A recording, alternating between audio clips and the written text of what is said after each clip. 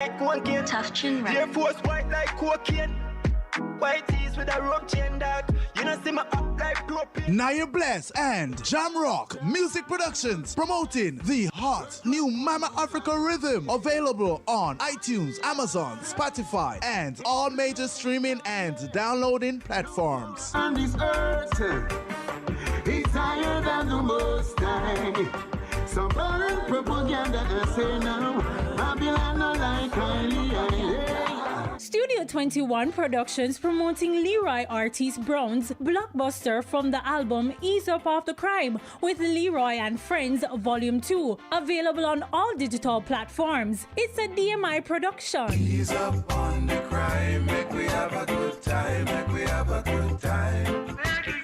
Ease up on the crime, make we have a good time, make we have a good time. Naya Bless Music promoting the hot new single Early Morning from Natty King's latest album Revolution, available on all social media platforms. For info, email nayablessmusic@gmail.com. Can't get no sleep, me can't hold no meds now.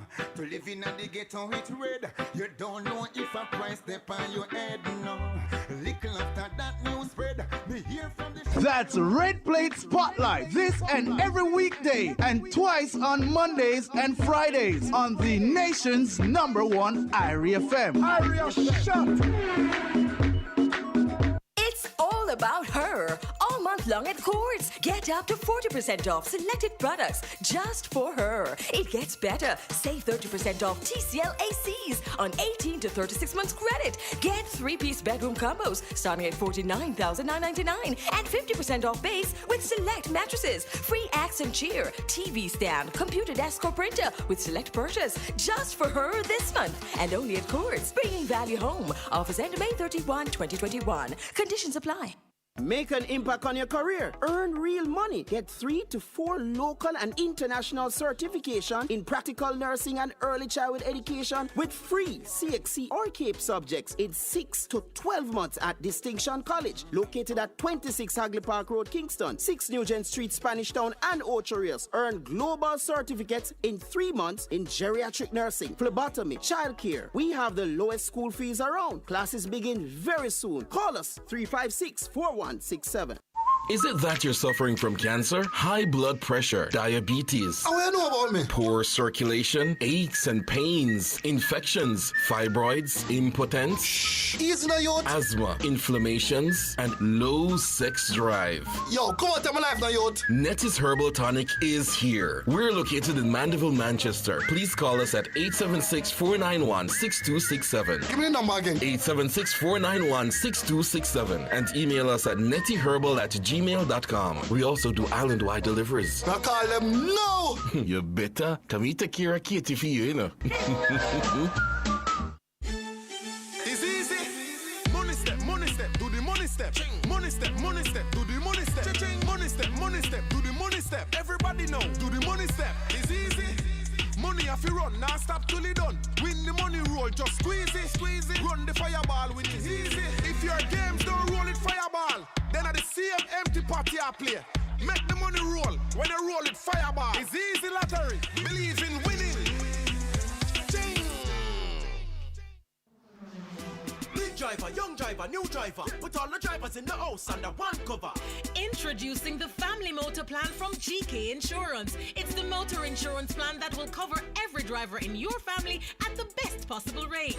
Your favorite cause a part of the family. Put your man on the plan will cover everybody. You can even add a friend if them share your address. Get a GK Family Motor Plan. It's at the best. Call 888-429-5454 now. GK Insurance Family Motor Plan. Good coverage runs in the family.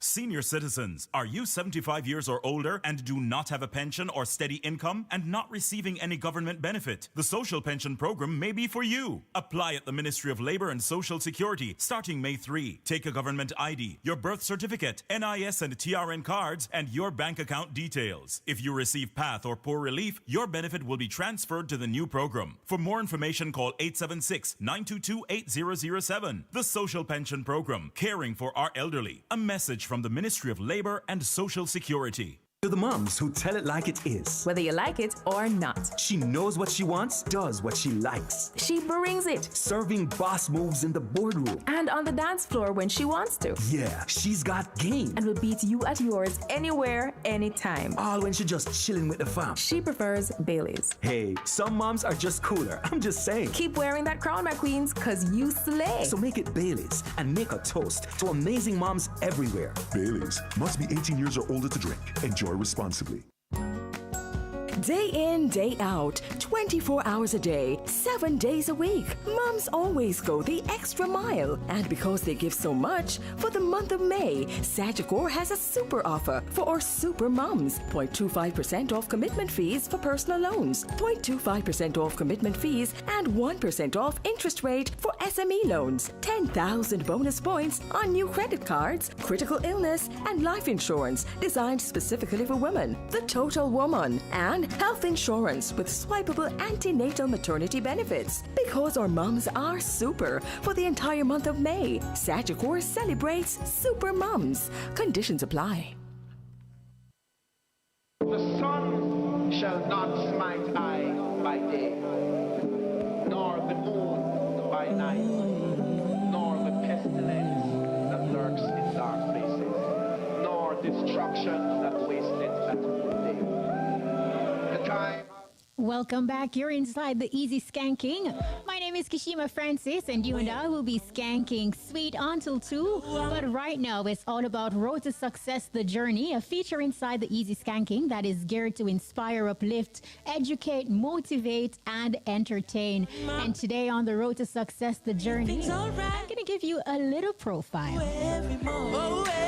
A senior executive in the BPO and transformation space with over 20 years of entrepreneurial experience, Odetta Rockhead-Kerr is the former country head and vice president at Sutherland Jamaica, a subsidiary of Sutherland Global Services. She led the charge in establishing an award-winning business model where students of UWI are employed at the Sutherland UE location. Philanthropic initiatives that certify close to 2,000 youths with Microsoft literacy and education intervention program are among other initiatives she has led. Prior to Sutherland, she spent 15 years at Xerox and managed operations in Jamaica, Africa, the US, and the Dominican Republic and Mexico. With significant management experience overseeing large Fortune 500 client portfolios, Odetta Rockhead-Kerr is an author and publisher, entrepreneur, founder, and CEO of Gopher Global. She's also a speaker and mindset coach. Today on the Road to Success, we journey with Odetta Rockhead-Kerr. On the Road to Success, Odetta, welcome. I'm not hearing you there, but I'm seeing you. You are looking absolutely gorgeous. Well, thank you, and thanks for having me, and good evening, or I should say good day, everyone. All right, we're really happy that you're able to take the time out of your busy schedule. We know how it is for you to take us on your journey and sharing with us today your rich story that we're hoping to get some gems from. I'm sure we will. But Odetta, let's go back to where it all began. What was your childhood like growing up in rural Jamaica? So I grew up in a place called Plumtree, and it's because there's a lot of plum tree there. And my childhood was an extremely happy childhood. I had a loving extended family that I grew up with, amazing neighbors, and just very spirited people in that community.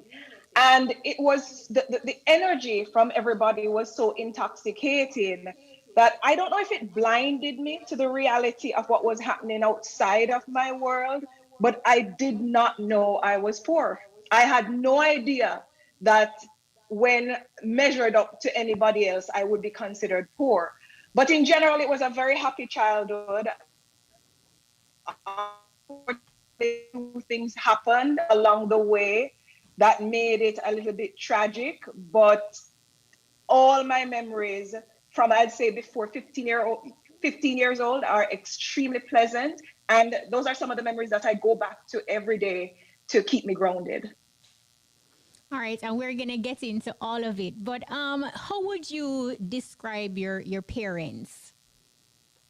So my mother is also a teenage mother. So my grandmother, it's almost like a generational curse almost. My grandmother had her first child when she was 15. My mother had me when she was 17, and I had my first child when I was 17. But my mother is always working, always figuring out ways to make ends meet, especially in my late teenage years. Unfortunately, my father has had what you'd call, he's infamous. He's had a lot of criminality around him. If you talk to the average person and ask them about my father, they'd tell you he was a bad man. And then you talk to another person and they'll say he was Robin Hood. I got so much from him and he gave so much to the community. But I've heard enough to know that my father wasn't an innocent man.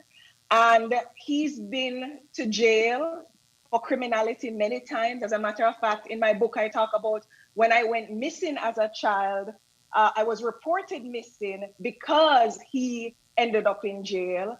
And eventually, by age 6, I lost my father as he was trying to escape the authorities. He he shot himself in the scrotum and bled to death. And his life of crime had an interesting impact on me. One, I was somewhat ashamed of it, especially when I was younger. But then I realized in this life, you don't get to choose your parents. And there is a reason why God chose my father for me. And I believe, many of his genes, and I am very proud to be his daughter. So my parents met when my father was 10 years older than my mother. They met, they created me, and unfortunately, I didn't get to enjoy both of them, one by choice.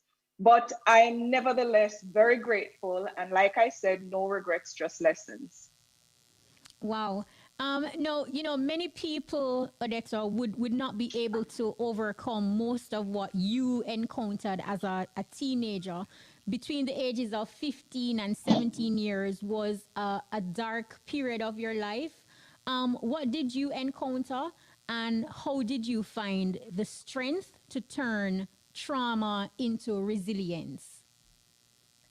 Well, what happened, I think a lot of it started with the death of my grandmother. See, my grandmother, after my father died, I was raised by an extended family. My grandmother and my grandfather are primarily who I dedicate my life story to. And living in a household, there was a number of us in the old board house in Plumtree. And living in that household, you became so attached to your grandparents that you couldn't perceive life without them. And unfortunately, my grandmother contracted both hypertension and diabetes. And she was very prone to stress, and she ended up getting a stroke that left her crippled. And unfortunately, and this was my first reality into poverty. We could not afford just a stroke. We couldn't afford the medication nor the therapy to keep her alive. And I sat there day after day and watched my grandmother dwindle away and die. And let me tell you something. When you talk about heartbreak, this woman did everything for me. She raised me literally and exposed me to a lot of things that I talk about in general. And to watch her die that way, it leaves a hole in your chest that to this day, every time I read my own book and read the part about my grandmother, I still end up crying. And I think her death triggered a series of behavior. Now, I don't do the blame game, so I'm not saying her death is why I did what I did, but I think it made me more naive and more needy as an individual. And unfortunately, while in high school, a family friend, the boss of a family member, I started going to his house because it was a convenient arrangement. My family member worked for him and was a driver. And I was attending Mount Alvernia High School, which was 12 miles away. Plus, I had to walk for an hour to go home. So it was convenient that after school, my family member would pick me up sometimes. I would wait at his house until my family member was done working, and then he would take us home together.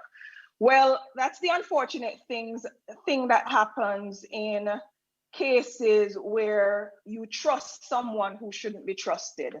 Because what happened over time was this man who was way in his 40s when it started at age 15, started to touch me occasionally. He had a computer, which I would use for my homework. He was very smart. He was an accountant.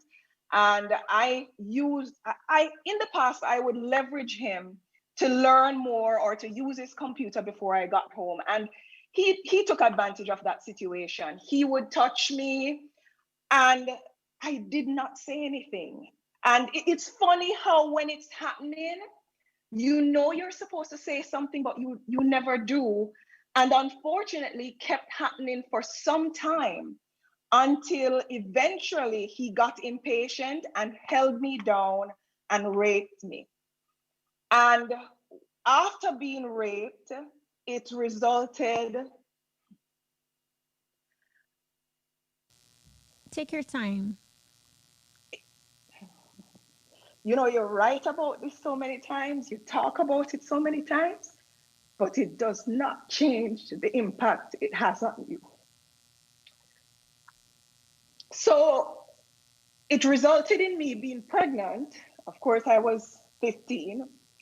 And at the time, my family made a decision to have me do an abortion. And let the record show that if that decision were mine to be made, I would have made the same one, because I have so much respect for women who carry a child that's born out of violence, but I'm just not that person, and I'm not gonna fool myself.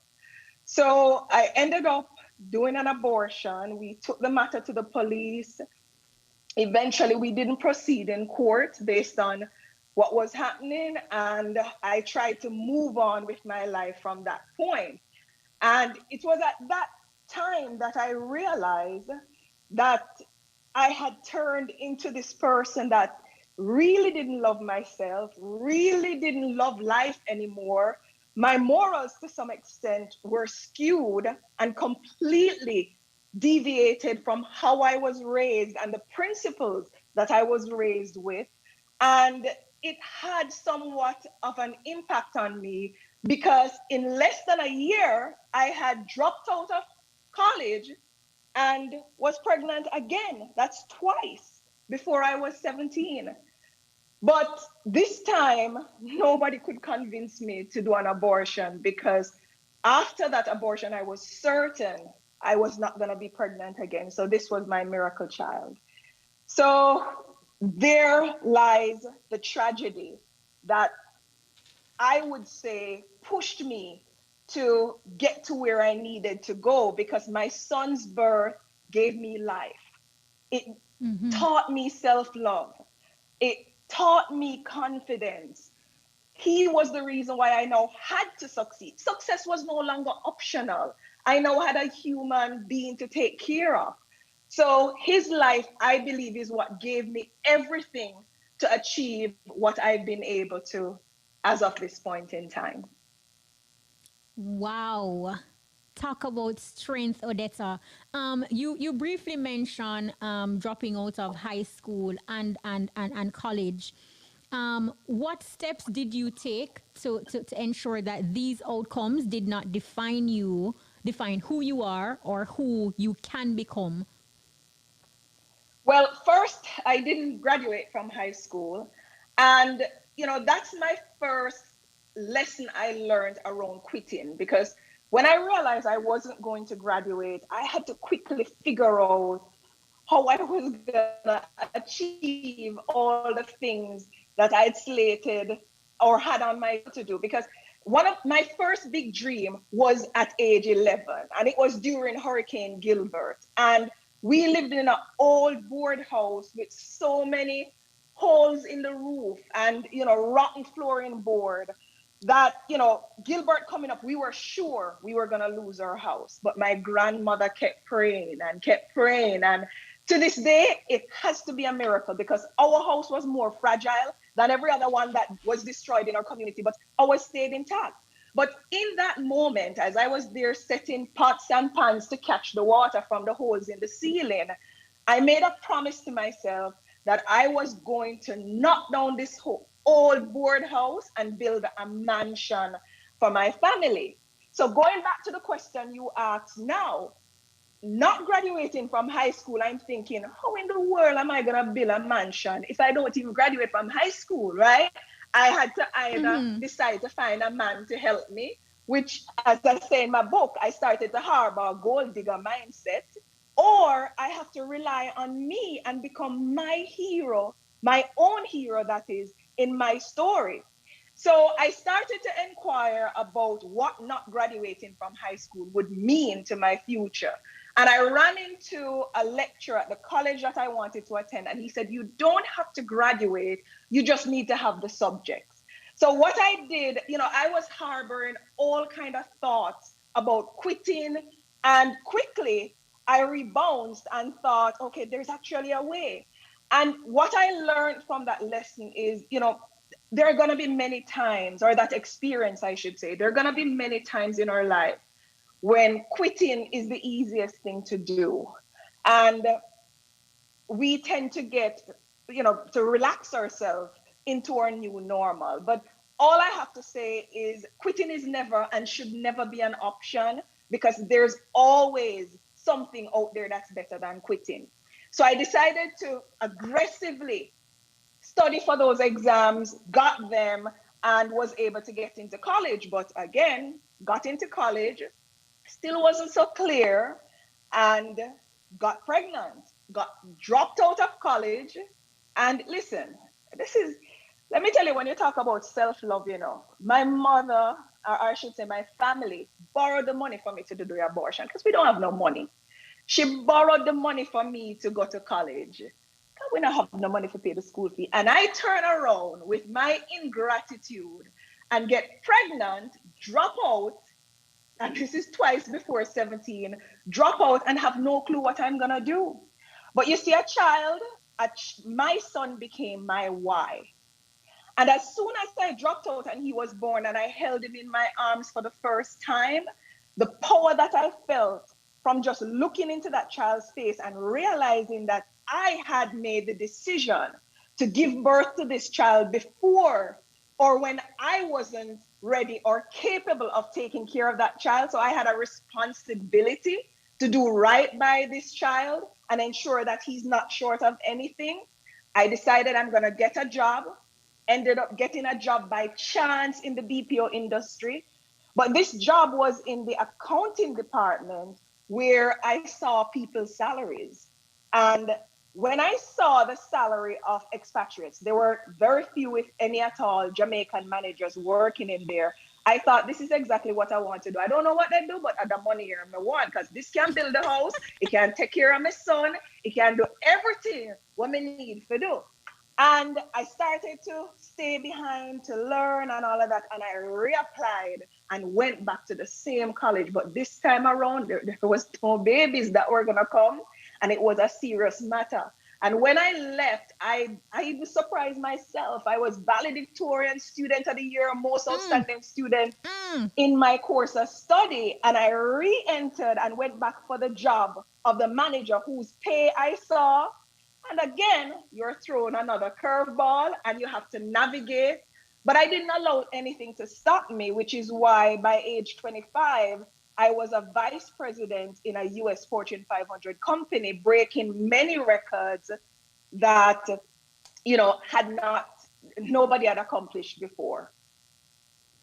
And let us talk about that, because like you said, at age 25, you made history in corporate America and changed the generational trajectory of your family. Share with us these phenomenal achievements and what was most influential in your financial decisions as a young woman from humble beginnings. Well, it's interesting because when you're from humble beginnings and you're from a family like mine, there's not a lot of ego in the matter, right? So I was a hustler as far back as I can remember. And when I say hustler, when I was a child, my grandmother helped to facilitate my first hustle. What she did was she baked a cake. She helped me to bake a cake that we iced together. And I used my exercise book, the double line exercise book, and used my markers and everything and created raffle tickets and sold it to students, fellow students, to people in my community for a chance to win that cake. And I made a lot of money. And that gave birth to a life of hustle. After that, I would host fun days and, charge people. We came up with a way to watch TV and charge people to enter. So unfortunately, when I decided to go back to school, I couldn't afford it financially. So for the first year, I saved up enough from my job, but from my full-time job, that is, it just wasn't making do. So in addition to my full-time job, I took on a weekend job at Walter Fletcher Beach in Montego Bay, selling tickets to patrons. And also I would do it on public holiday. And that paired with my full-time job was enough money for me to pay my first year tuition, but it's 3 years. So start before you're ready is my biggest philosophy. I wasn't going to wait until I have 3 years tuition to start. Decided to enter. And when I got there, I thought, how am I going to pay for the next 2 years? And what I had to do was, because I was excelling scholastically, my lecturers recognized and recommended me for a scholarship, and it was the Courts Junior Management Scholarship. And with this scholarship, I was able to, it was a competition, competing with colleges and universities across the island. And I was able to stand out and become the winner. And I got tuition for second year. And it also gave me an internship that summer at Courts that paid a decent stipend as well. But I still had year 3 left. And then I lost my job at Walter Fletcher because they divested. So to figure out year 3 now, I had to draw back on that hustler mentality. And my mother was a lab technician. She processed photographs, and she had given me a camera when I was younger. And what I did, this was long before digital camera. So by taking pictures and offering same day or 24 hours turnaround on your actual picture, back then was like gold.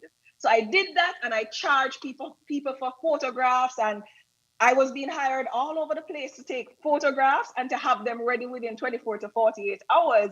And that money helped me to finish and, to get qualified.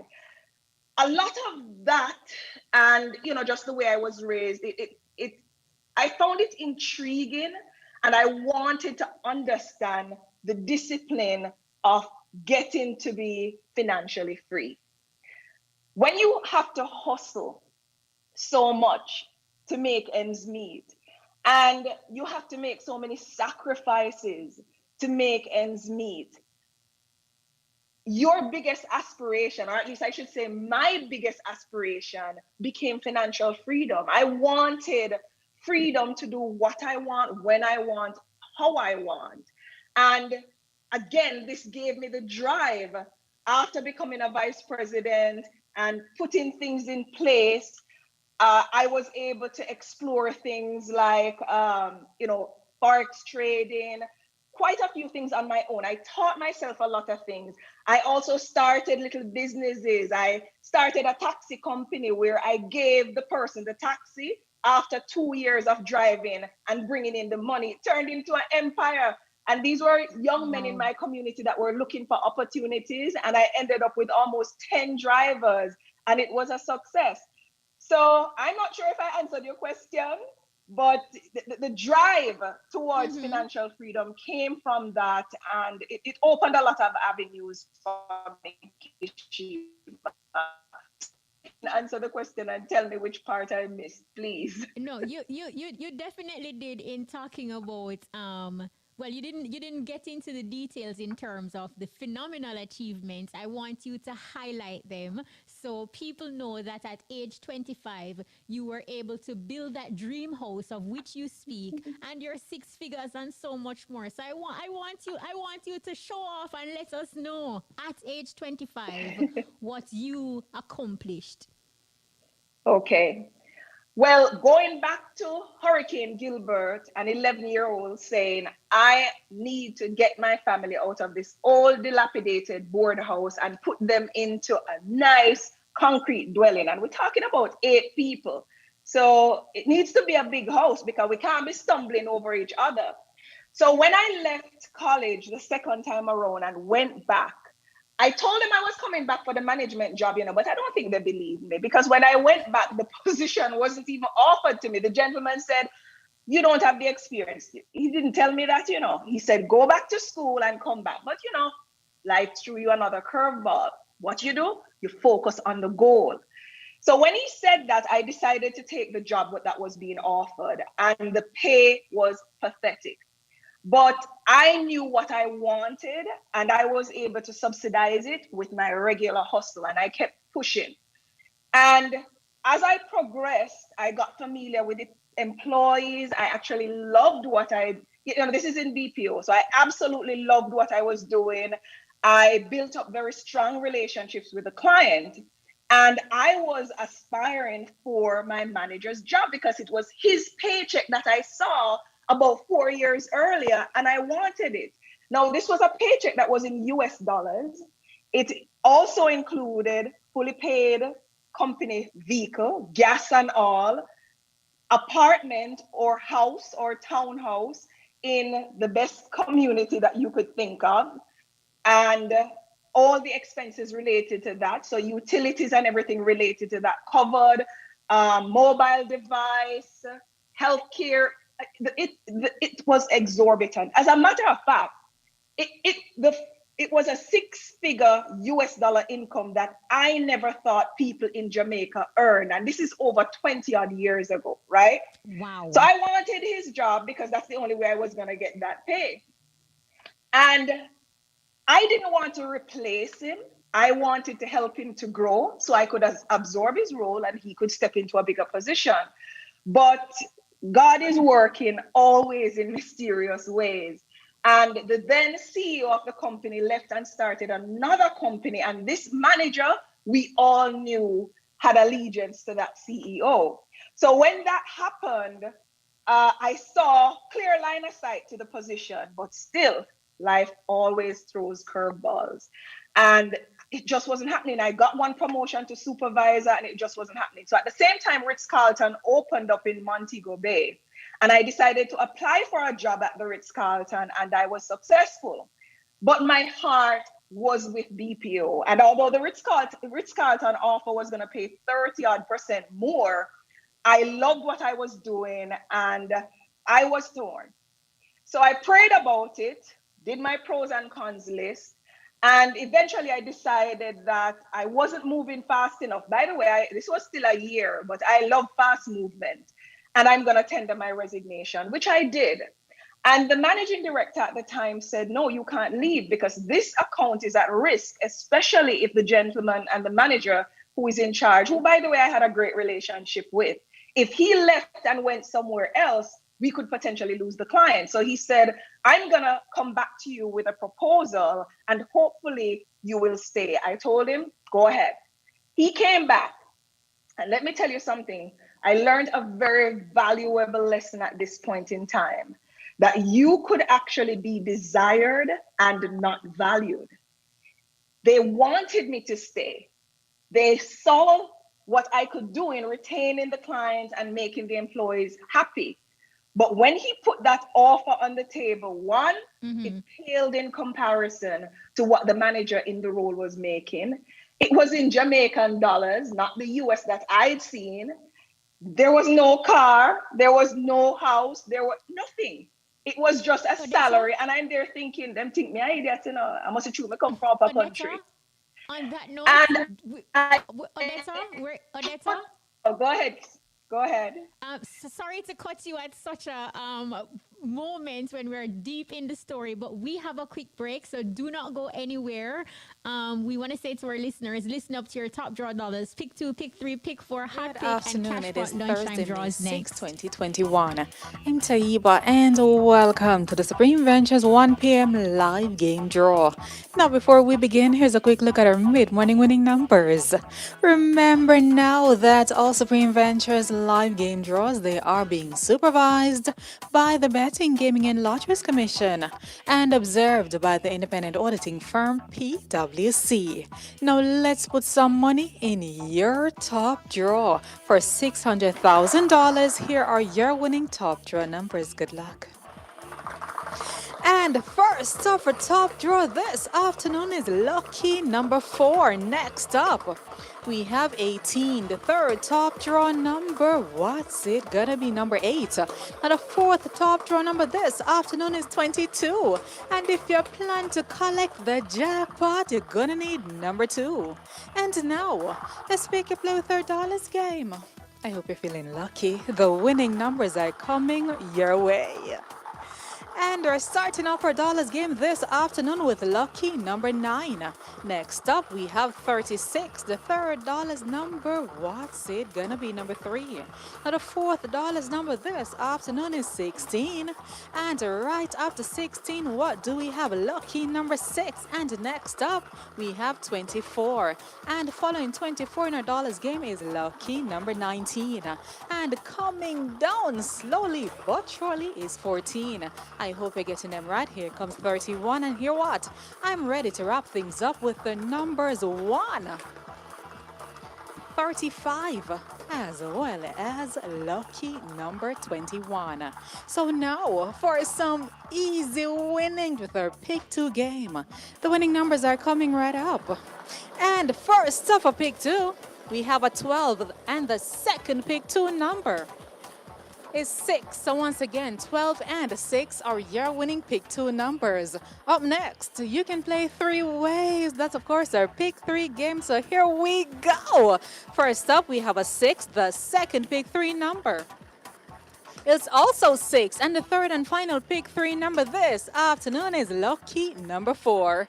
So once again, the winning pick 3 numbers are 6, 6, and 4. It's time to turn up your winnings. Get ready for pick 4. And you know the first winning number is coming up. That's lucky number 1. The second pick 4 number is 8. The third pick 4 number, what's it gonna be? 4. And the fourth and final pick 4 number this afternoon is lucky number 7. So once again, the winning pick 4 numbers are 1, 8, 4, and 7.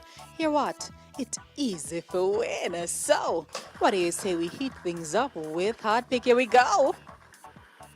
This afternoon's winning hot pick number is lucky number 5. Congratulations, all our hot pick winners. Again, the winning number is 5. And hear what? Get on track, because Cashpot Money Train I run, and every week is a mystery prize. So for this week, you win all of $305 for every $10 winning Cashpot bet. So board the train and collect the winnings.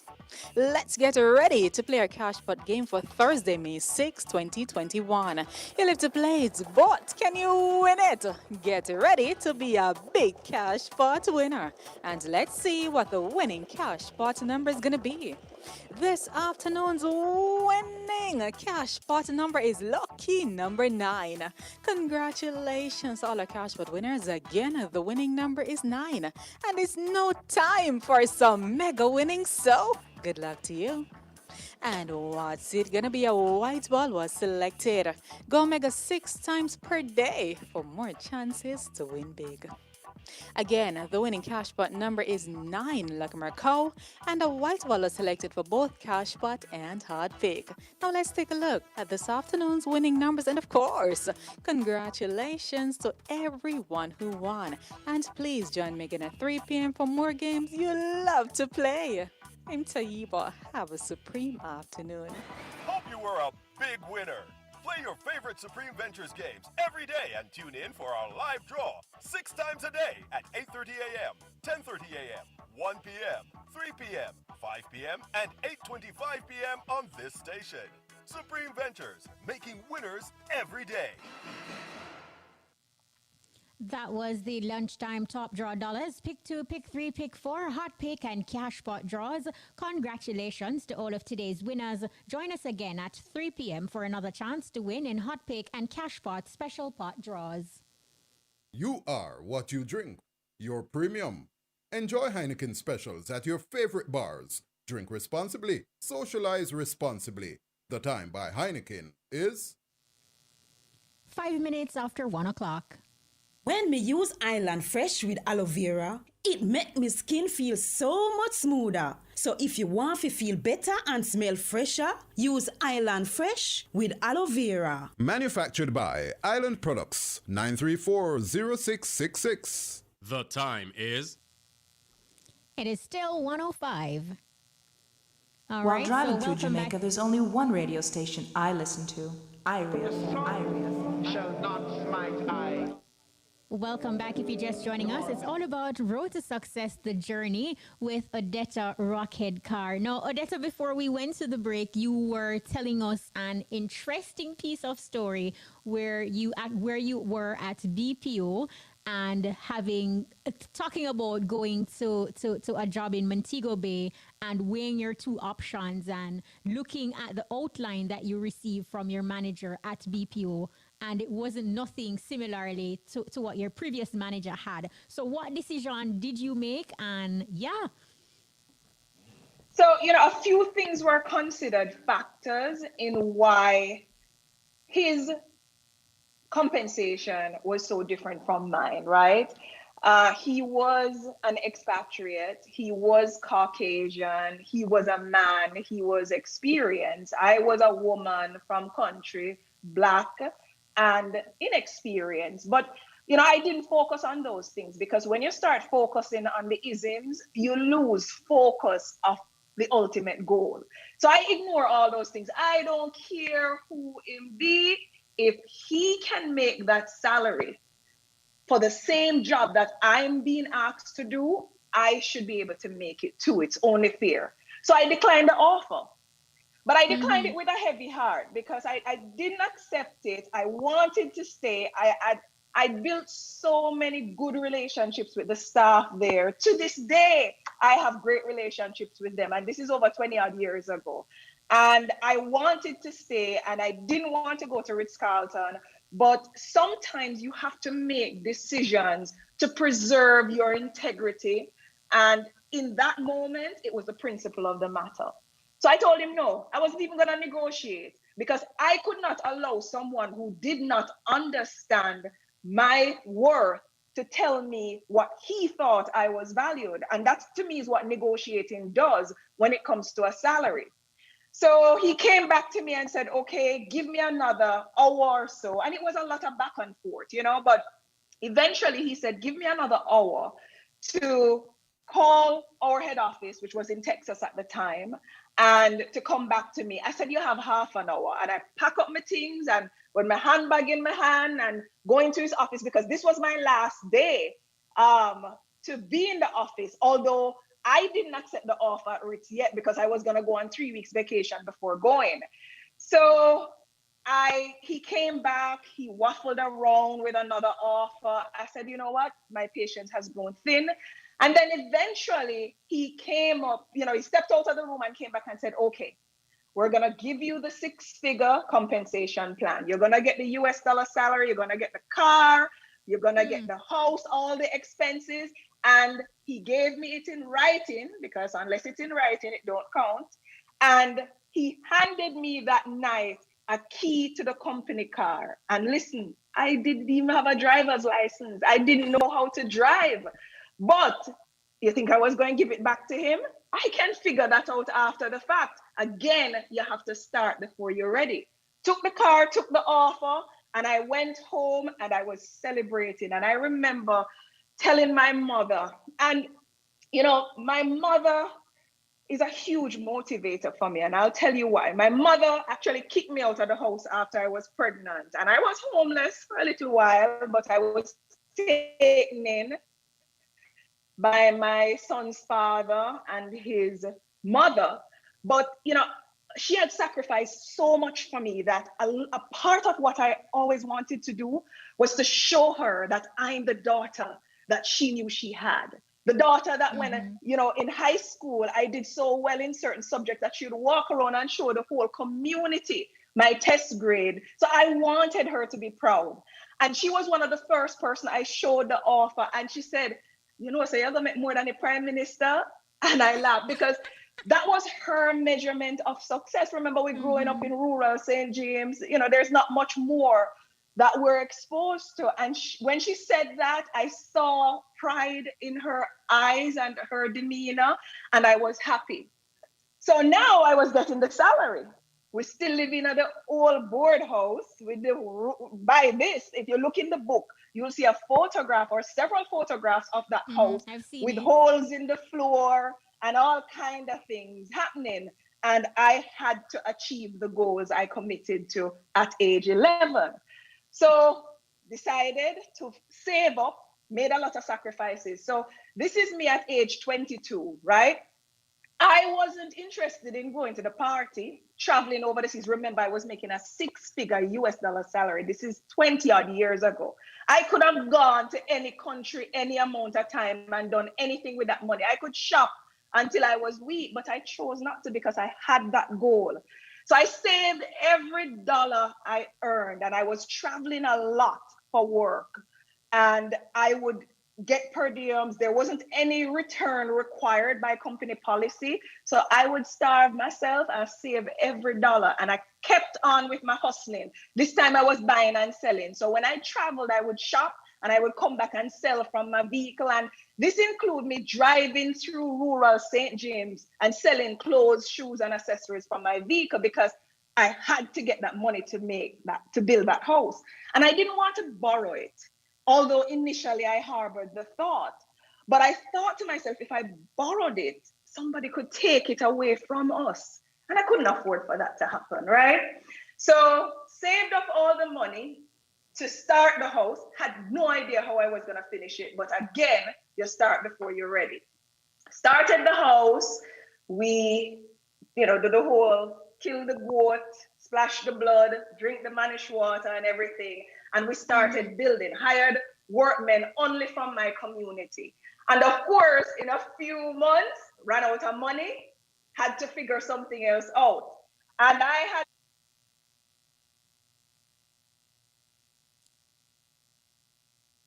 I did so many things. Can you still hear me? You're going in and out. I don't know if your earpods are dying. All right, so you okay? Yes, I'm hearing you now. I'm hearing you now. So you ran out of money, you're saying? I can't hear you for some reason. Oh, you're not hearing me now. All right, if you're just joining us, we are talking with Odetta Rockhead-Kerr, and we are getting her rich story unedited. How about now? Switch back to built-in microphone. Now I'm hearing you. Sorry about that. Okay, awesome. No problem. So you were saying that you ran out of money and had to figure something out in the process of building the dream house for your family of 8. Correct. And between the hustle and, you know, different things, I was able to basically pull together a few dollars, but it just wasn't enough.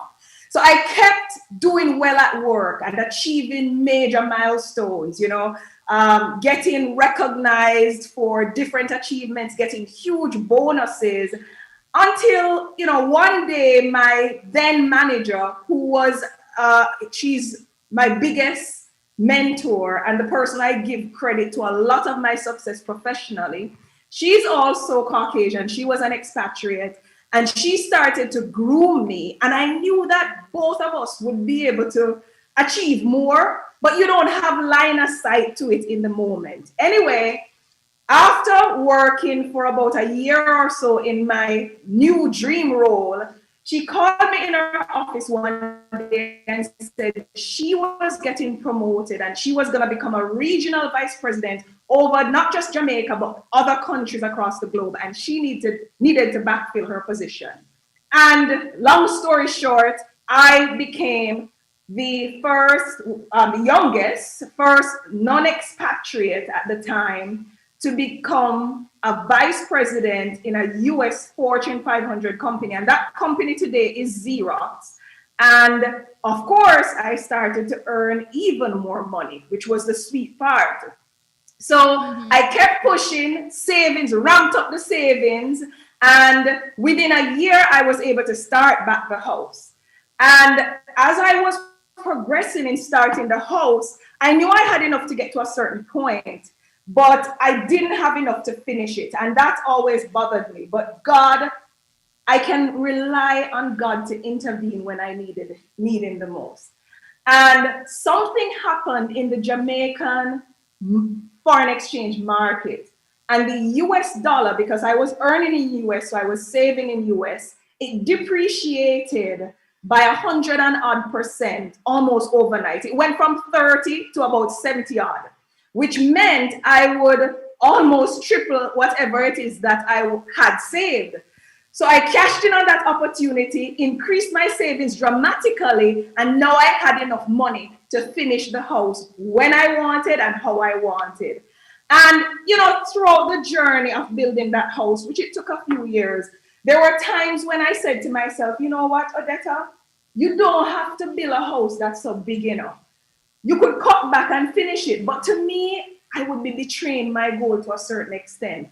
I had 8 family members in my extended family, and each of them needed a bedroom.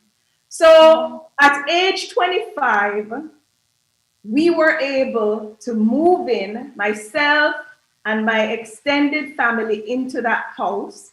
The house was 6,000 square feet, 9 bedroom. It had a huge kitchen, multiple living areas. And again, the picture of the house is in the book and the details, so I won't go into that. But for a dream that was established at 11 years old, fermented with the birth of my son, and executed by age 25, I felt a lot of pride. But let me tell you where my heart completely shattered. When I took my grandfather, now think about coming from an old, bored, dilapidated house, and I took my grandfather and I took him into his now bedroom in this nice concrete structure that I don't think any of them even thought I would be able to build it. I think I was probably talking up my game. And, you know, he looked around at me and there were no words, just tears. And that's when I realized that my life was to be one of bringing tears of joy and helping people to achieve more, which is why I created Gopher. So that's the journey, shortened significantly. I mean, in the book, I talk about all the different areas and all the drama that happened, but in summary, I believe I answered the question, Kishiba. Yes, you did. I mean, and some. But you know what I want to ask you though, Odetta, a successful career woman pulling in US 6-figure salary from age 25 while living in Jamaica, did this actually bring any unwarranted scrutiny of your finances, especially by the relevant authorities? Just see this young woman making moves and going. You know, there's a lesson in my book that's called Don't Judge, Don't Hate. And the content from that lesson came from all the judgment and hate that I experienced in my life because of my accomplishments and people not understanding it. Now, I have forgiven and I don't hold any animosity, because let me tell you something. Being outside looking in, this little girl from country, pregnant twice before 17, didn't graduate from high school, drop out of college, and by age 25, it's a 6,000 square feet house, I too would probably raise eyebrows in doubt in terms of where exactly is that money coming from to fund it. So that's why people who hate and judge, I don't have anything against them. Sometimes it's ignorance, and sometimes it's just how we were cultured. But let me tell you something, from people in my own community reporting me to the authorities, because back then drug mules were popular, right? And taking up drugs to the US, because I was traveling so much for work, people assumed that that's what I was doing. And they reported me to the authorities numerous times. I know I was being investigated because somebody told me that my tax records were being requested. Somebody probably who shouldn't have told me that, shared that with me. And then the police actually showed up at the house and invaded our privacy, made a big scene, but we had nothing to hide. So we accommodated them. So when you're outside looking in, it's hard to see that this can be legitimate. But of course, when they did their homework and look at the taxes I was paying, it was obvious that I was earning the kind of income that could generate what it is that I was doing. But, in addition to that, I've been reported locked up in jail. And people have just exhibited. I'm sorry, go ahead, Kishima. No, I was saying, wow, continue. Yeah, people have just exhibited so much hate towards me in different ways, whether it's trying to assassinate my character, reporting me to the authorities, just being devious in their daily lives, and just even attacking me openly and publicly because of hate. But the people who knew, and that to me is all that matters. Everything else was noise. And this is why, when people talk about hate on social media and judgment, it pales into comparison to considering what I have been through in terms of the toxicity of hate. And I expand on it in my book, but it came in droves. But what it did was it fueled me, because here is my belief. If people are not hating you, you're not doing something right. Hate and judgment, they're both inevitable if you are on the road to success. Whether Absolutely. you are the CEO in a Fortune 500, the windscreen wiper on the street corners, the vendor, the host on the radio program, as long as you're making progress in life, people are going to hate you. They're going to judge you. Get used to it. Figure out a way to use it as ammunition. So sometimes when I'm not feeling any hate, I have to wonder, did me I drop off on my game or nothing now come? When you start perceiving it that way, nothing surprises you. And that's where I'm at now as it pertains to just hate and judgment. Now, via your social media and in your book, you shared a pie chart of your budget reflecting your income and expenditure. How detrimental is financial ignorance to our culture, even for persons who are making a significant amount of it? When I was writing the book, I was having a conversation with a friend of mine who is a banker. And she said, if you really give people this information and they use it, you realize that most people will be able to figure out how to be free financially, right? And what I try to do with my book is not just tell a story, but I give the tools, the strategy, and the roadmap. And this is why I had to put my budget to show this is how I decided to spend every dollar that I earned, or to save and invest every dollar that I earned. To answer your question, financial literacy is critical. If we can achieve a certain amount of financial independence through discipline, just understanding how things move. I talk about bonds and investment in my book. Talk about different ways that you can generate income. I talk about your liabilities because, for example, I don't believe that my savings should pay for my vehicle, because the minute my vehicle drives off the lot, it's a liability.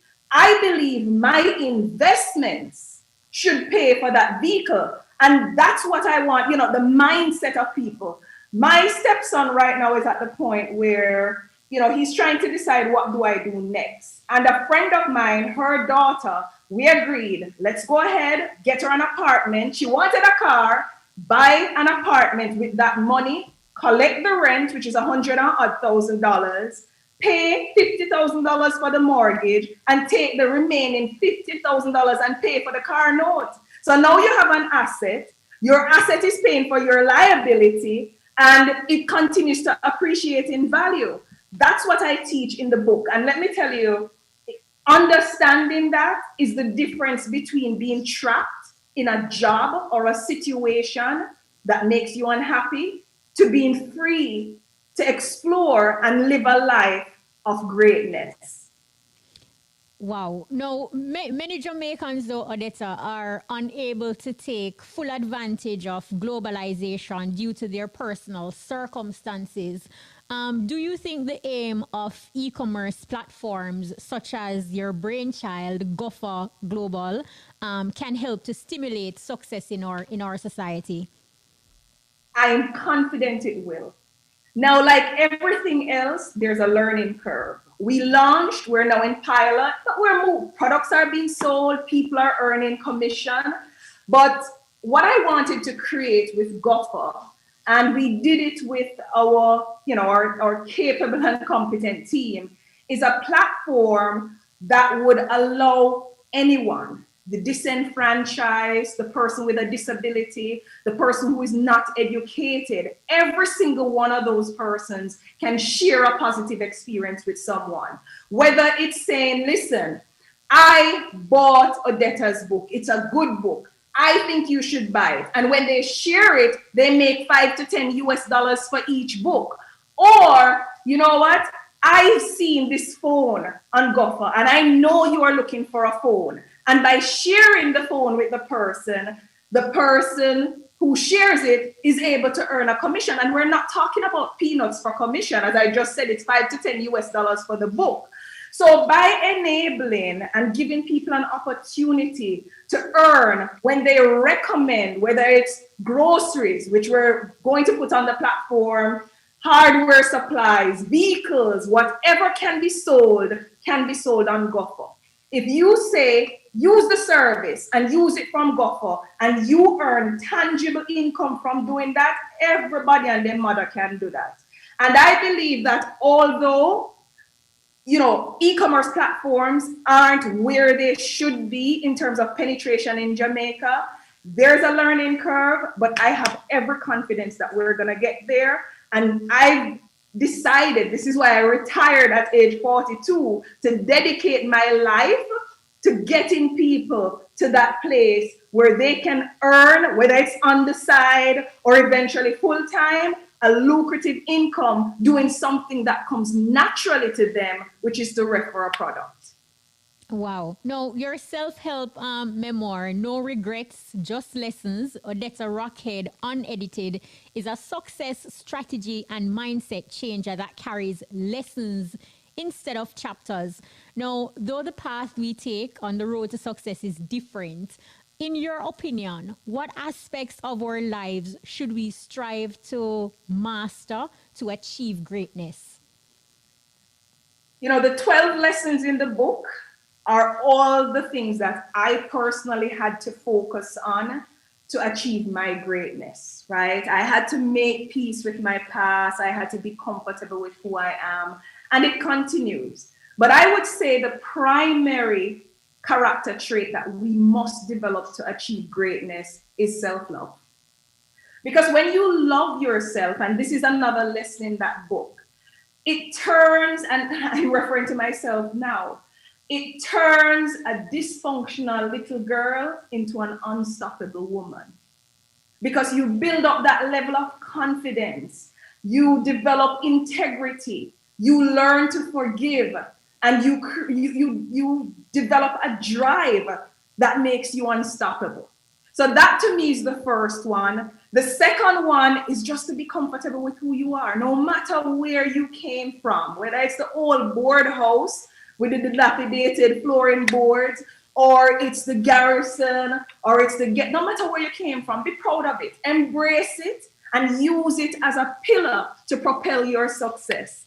And the last one that I would say is to embrace spirituality.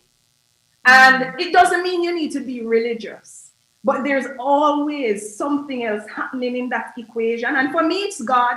For other people, they may call it the universe, they may call it Allah. It can be anything. I'm not here to tell you how and what you should choose to inspire you. But spirituality gives you faith, it allows you to believe, and you become fearless. Because when you stop fearing things like death, there's nothing stopping you from achieving your greatness. You know, I wanted you to drop some gems, especially for the next generation who is living in the show and tell era of social media. What advice would you give to the next generation? Well, two things. What you see online, 90% of it isn't true. I'm sharing the highlights of my life. I'm not sharing the ups and downs that are similar to yours. You know, there's a thing that I like to say is that if we all take our problems and put them in a pile, likely you're going to pull out your problem because you realize that everybody else's problem worse than yours. In navigating the social media hemisphere, learn to be grateful. Accept what it is that you have for exactly what it is, because gratitude makes everything enough.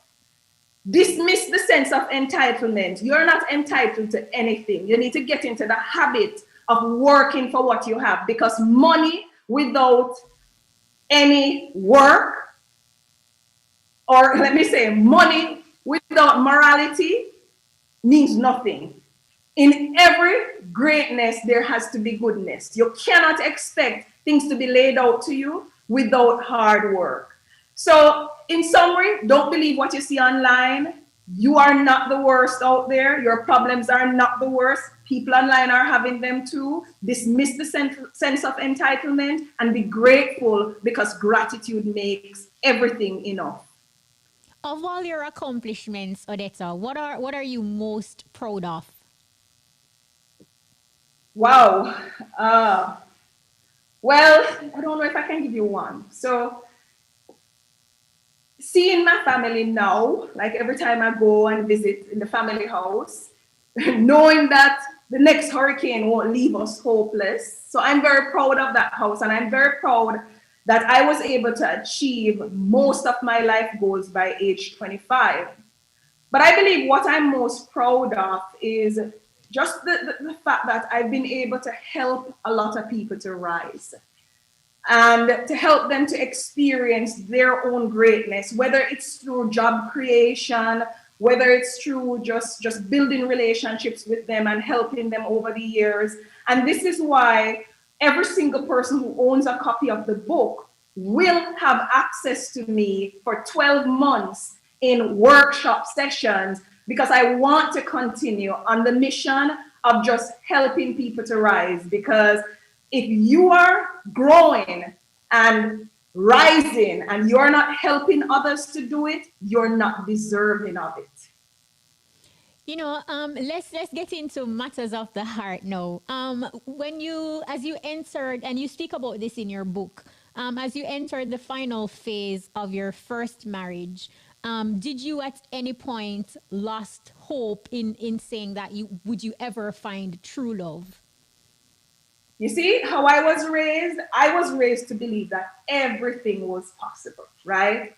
So I have always had the philosophy, just like any other goal, if I try and I fail, I need to try again. I was prepared, and probably still am. My husband is not going to be happy to hear this, but I was prepared to get married as many times as was necessary until I got it right. I knew that God had ordained a man out there for me. And it was only a matter of time before I would find him. And yes, I found him late in life, but guess what? I found him. So there were absolutely no thoughts of I would never find love or anything like that, because I was willing to do trial and error until I did. Now, on the heels of Mother's Day, and Happy Mother's Day when it comes on Sunday, what's your proudest moment as a mother? Oh, my proudest moment as a mother was when a few years ago my son decided to drop out of UTech and to pursue music. And, he didn't follow through eventually, and I'm grateful for that, especially considering what that decision caused us, which probably is gonna be book 2.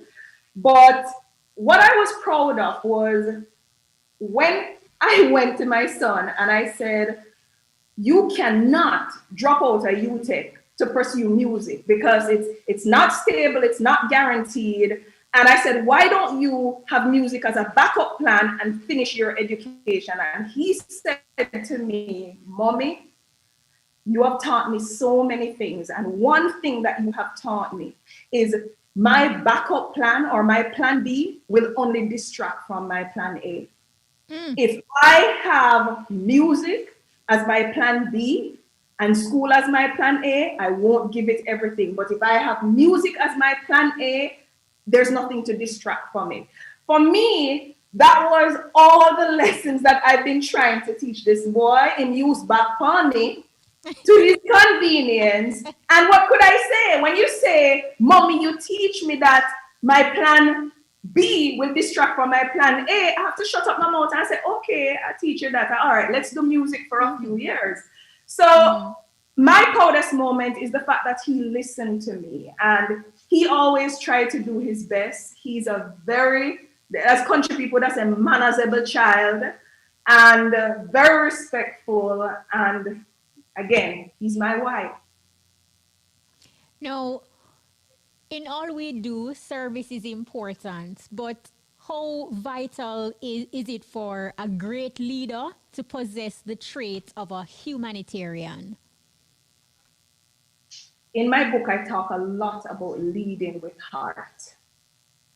And there's a chart that I created in the book that shows that people is, I have 5 P's, right? Every organization, whether it's government, a company, or just life in general, it has some stakeholders that are important. Whether they're trying to make money, whether they're trying to win businesses, clients, whatever it is, the bottom line is that without people, none of those things are possible.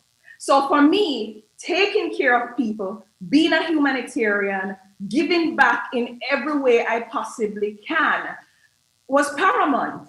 When I reflect on my success, do you think I think it's because I was any smarter than anybody else? No, it's because I had some people who were behind me. They respected me and I respected them in return. They propelled me towards my greatness. So I think people development, leading with heart, being a humanitarian life is not fulfilling if that's not a part of your equilibrium.